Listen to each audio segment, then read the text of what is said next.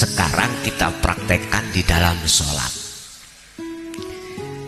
Jenengan sholat, biar tidak ingat terhadap urusan suami, istri, pekerjaan, apapun, berdasarkan surah Al-Baqarah 238 mengatakan wassolatil wusta, lakukan. Ruh kudu ikut sholat, ruh kudu ikut madhep, sebab Allah sudah katakan wa ma khalaqtul jinna wal insa illa liya'budun. Ruh iku mengkongkon madhep 24 jam. Carane ya napa? Pun sampai ngiling-ngiling, lebokno ning ati, sampean rekam ning HP, monggo. Ini sing disebut wassolatil wusta iki jane sering sampean waca, tapi entah jenengan paham apa ndak. Nopo? Surat Al-An'am ayat 79. Surat apa tadi? Al-An'am ayat 79. Persis dicontohkan oleh Rasulullah, yang Rasulullah itu mengikuti nenek moyangnya, yaitu Nabiullah Ibrahim alaihis. Bacaane ngeten, inni wajjahtu wajhiya lilladzi fataras samawati wal ardo hanifau wa ma ana minal musyrikin. Tapi gak dibaca itu. Carane sholat wusta, sholatir roh iku ngene. Waktu jenengan arepe takbiratul ihram itu kan duweni niat, gitu. Secara syariat lakukan. Contoh sholat isya tadi, aku niat sholat isya petang rakaat krono dadi imam lillahi ta'ala. Wis iku bahasa syariat diucapkan. Tetapi saat itu juga ruhaniyah sampean, ati sampean itu harus sibuk ngiyakini, basa Jawa ngerasa, merasakan kehadiran Allah baik di dalam dan di luar jenengan, walaupun jenengan belum bisa melihat. Pertama prosesnya Anda harus yakin, olehnya aku takbir, yang menggerakkan adalah Allah. Dan Allah sampai harus yakin ada di dalam dan di luar Anda. Innahu bikulli syai'im muhit. Allah itu sesungguhnya, Allah itu selalu meliputi apapun termasuk diri Anda, di dalam dan di luar. Sampai harus yakin, harus merasakan kehadiran Allah yang menggerakkan jenengan, sebab kita sebagai makhluk sifatnya itu tidak bisa gerak, olehnya gerak itu datangnya digerakkan oleh Allah. Jelas nggih? Bisa diteruskan? Oke.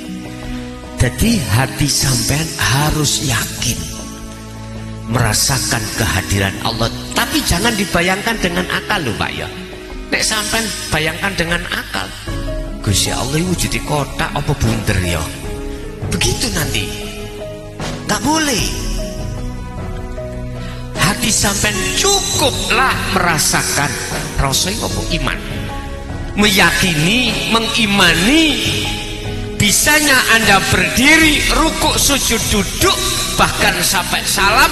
Sibukkan hatimu itu merasakan, meyakini hanya Allah yang bisa menggerakkan Anda sholat.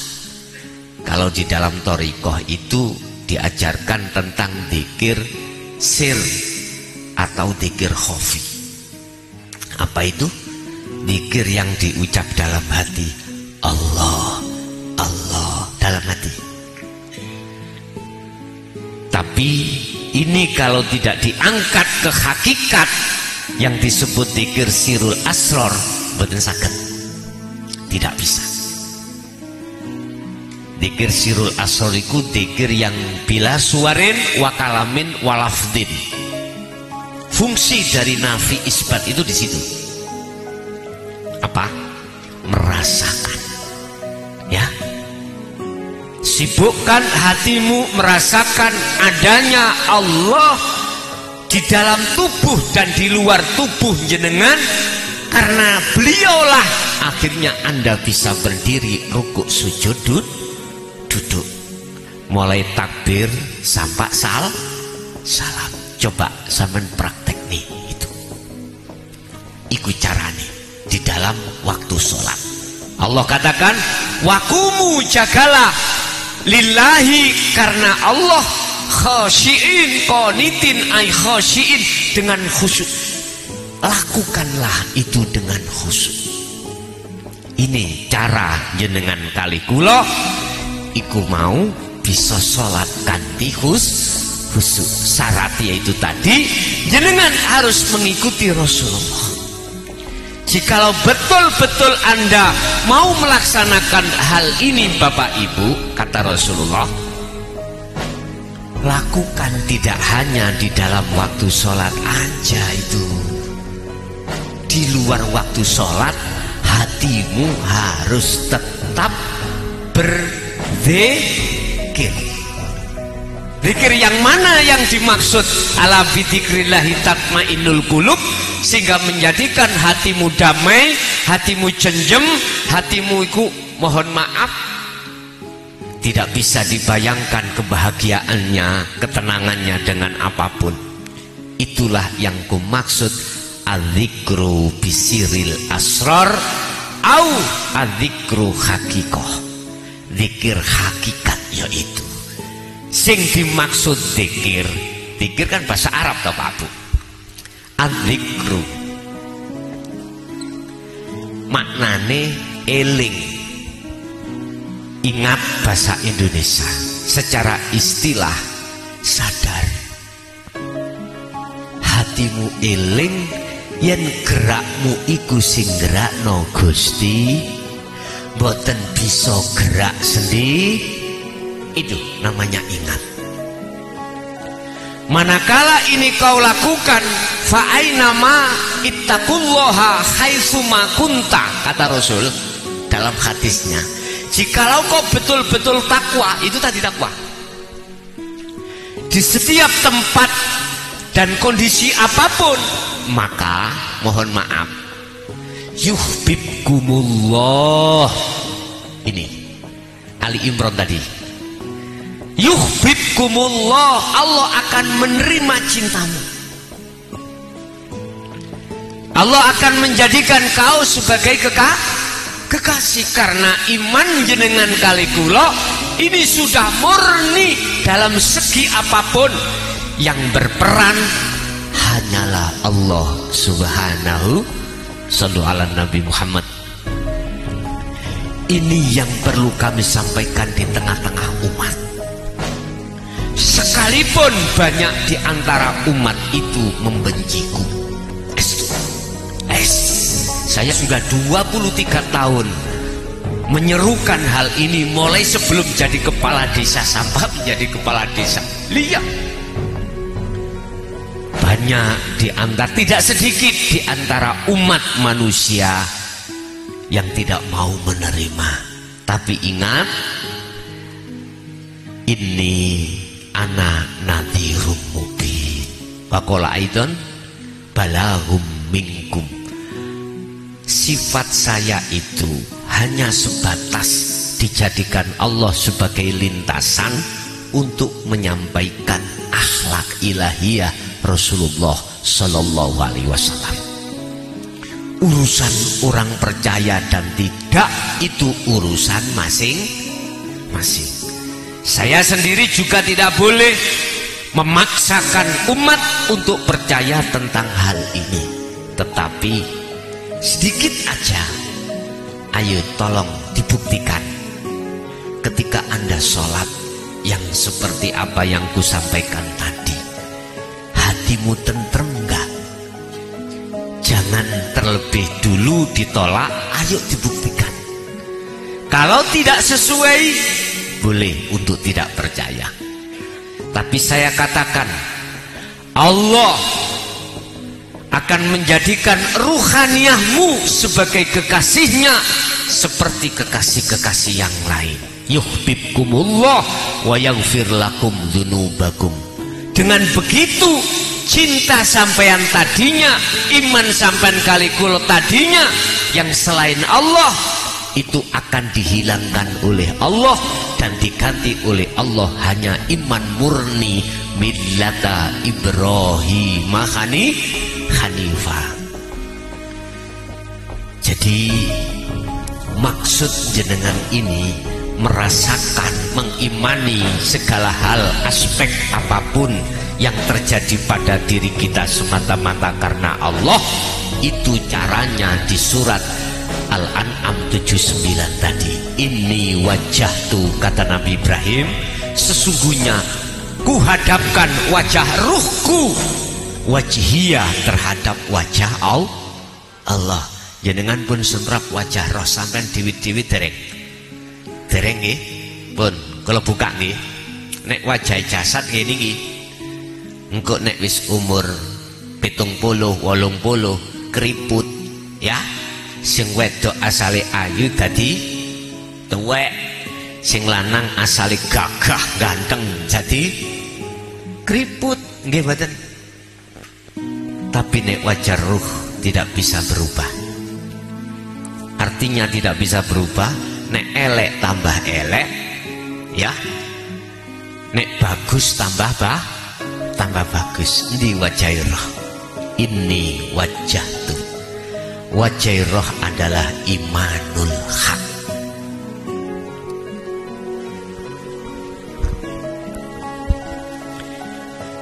Ini wajah tuh, wajhiyah.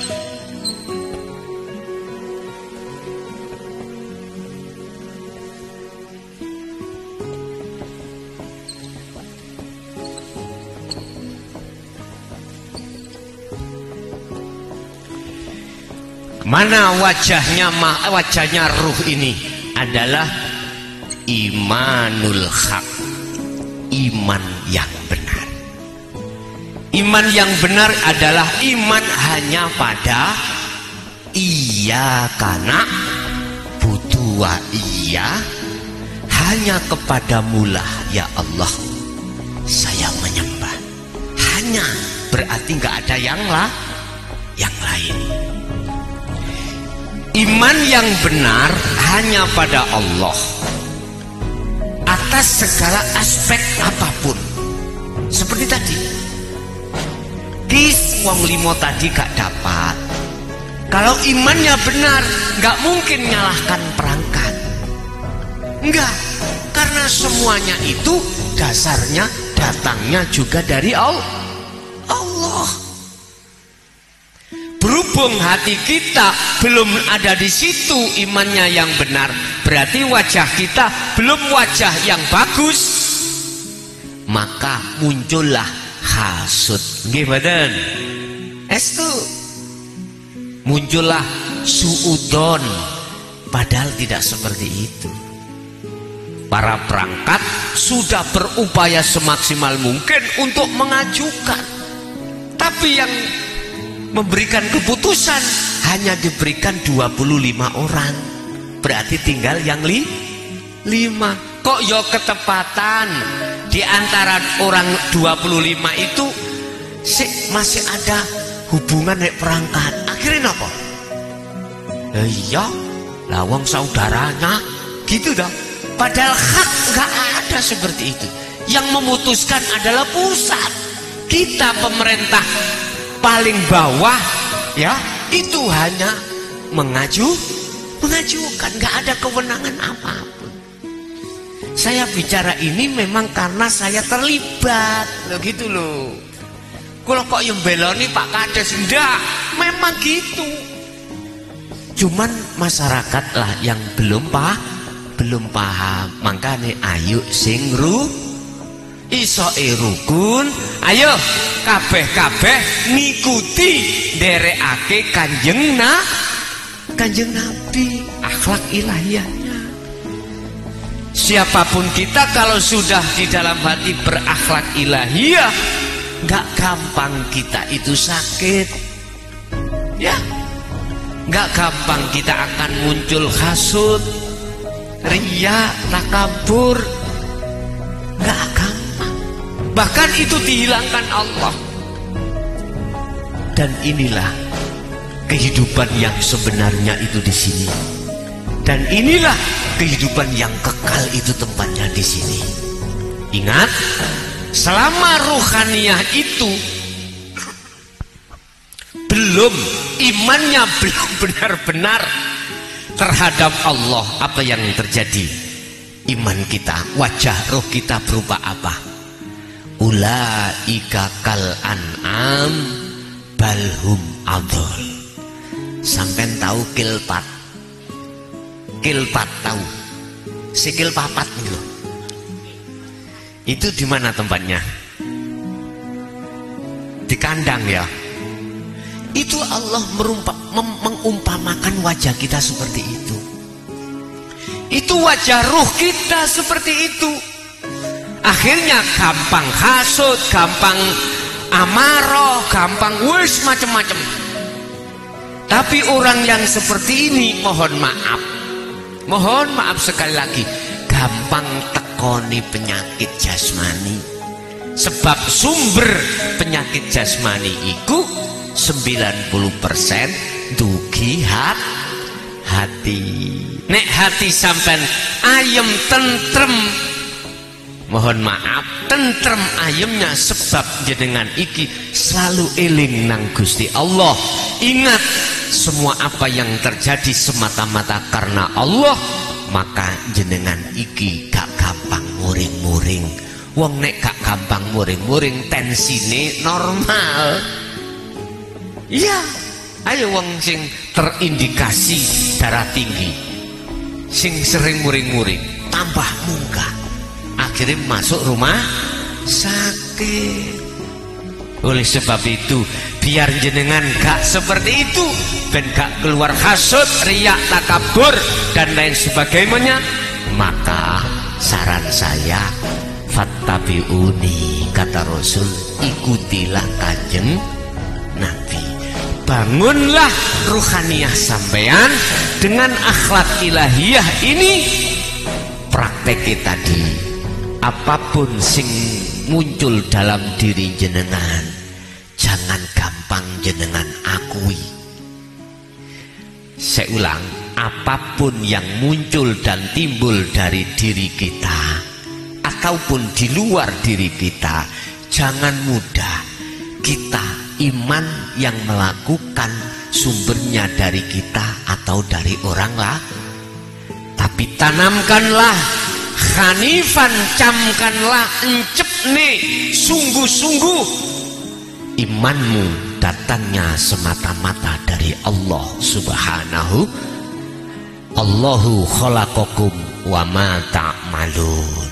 Allah yang menciptakan kita sebagai makhluk yang asalnya tidak ada, adanya sebab diadakan oleh yang maha ada, yaitu Allah Subhanahu.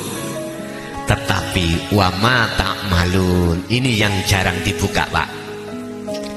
Wamalan opo ae ta'malun kang muncul dalam diri Anda, kabeh iku parane sangka Gusti ini. Akhirnya serakah nek gak ngerti niku.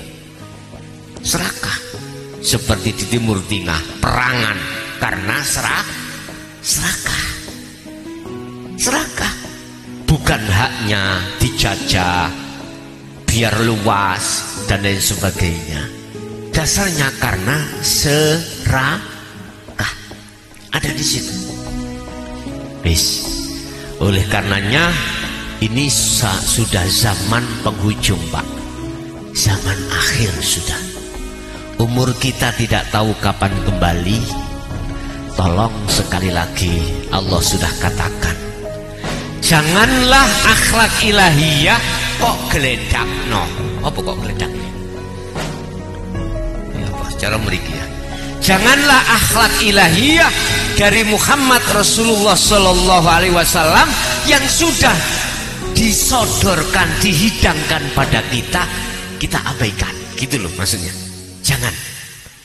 Sebab jikalau ini kita abaikan, ingat surat Az-Zumar ayat 54. Ini tidak main-main, Pak. Allah katakan ini. Wa anibu ila rabbikum wa aslimu lahu min qabli ayyatiyakumul azab. Allah sudah katakan, lekaslah heroh kau yang sudah berpuluh tahun meninggalkan aku, kata Allah, dengan bentuk kau bercinta pada selain aku, yaitu beriman pada makhluk. Roh, kembalilah padaku. Kembalilah, lekaslah kau kembali kepada Tuhanmu dan berpasrah dirilah padanya sebelum kematian datang. Ini seruan Allah kepada kita ruhaniyah yang selama ini masih belum bisa melakukan sholat khusyuk. Barometernya ada di situ. Apa yang selama ruhaniyah kita tinggalkan Allah. Seperti lagu Sri Minggat nih lho Pak. Lah ono lagu Sri Minggat. Sri Minggat semrat nggih. Refe lak ngene, ndang baliyo. Lah ngoten ya.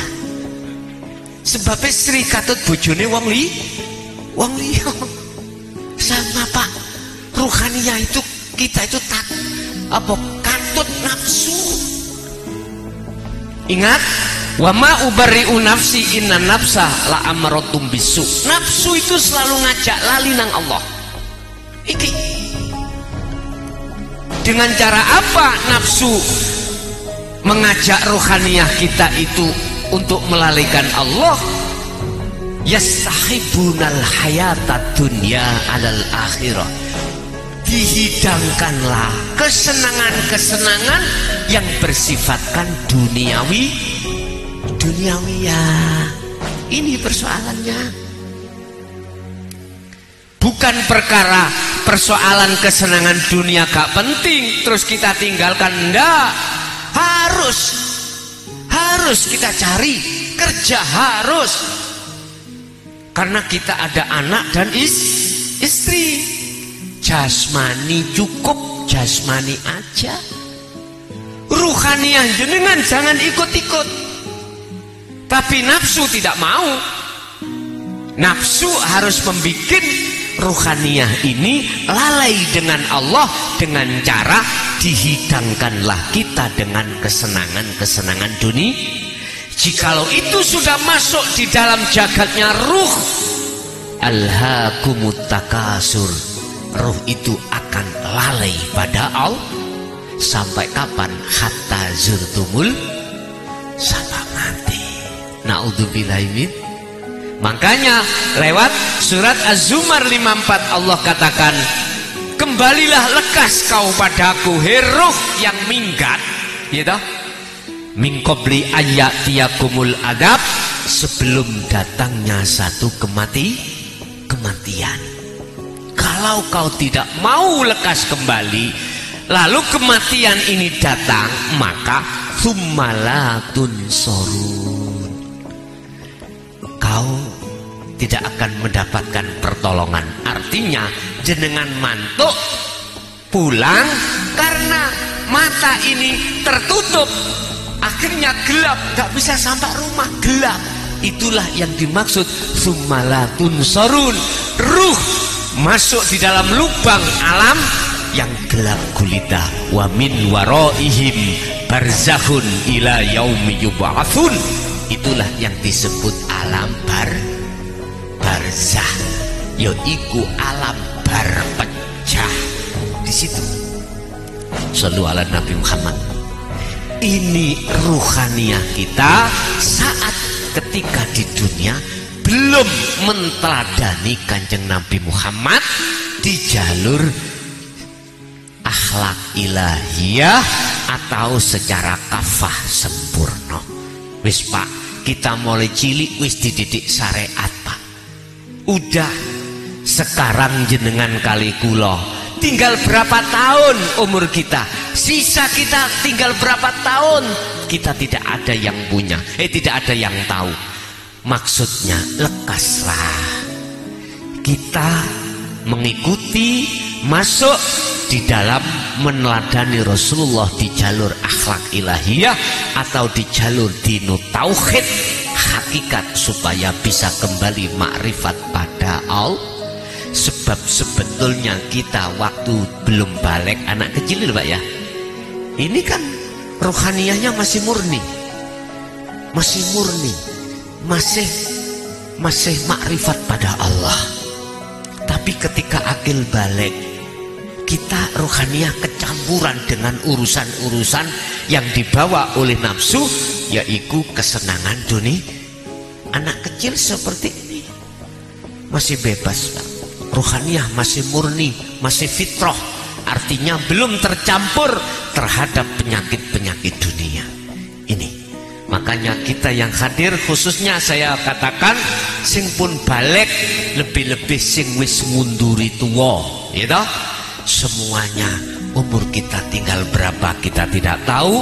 Lekaslah kembali kepada Allah. Sebab miturut surat Az-Zumar 54, mafhum mukhalafahnya, kebalikan arti adalah barang siapa saat di dunia sudah kembali kepada Allah dalam hal apapun, imannya dan lain sebagainya, cintanya apapun, maka ketika dia meninggal mesti husnul sumala tunsorun, lanafinya tidak ada, maka dia akan mendapat pertolongan Allah. Itulah golongan kanan, di mana para malaikat Allah katakan, malaikat, sayaquluna alladzina qalu udkhuluha bisalamin aminin. Malaikat iku dawuh ngeten, Pak Bu, monggo panggenamu sampun siapkan, perjalananmu itu aman. Berarti padang jenengan mantuk wis ojo merem, ojo ana tutupe, mesti tutup omah. Nah, aman toh? Aman. Ini gambaran ning dunya. Sama gambaran ning akhirat. Sok sampean kali kula, sebetulnya di dunia sudah terjadi apa belum? Kalau jenengan belum sholati khusyuk, tolong sekali lagi dandanono.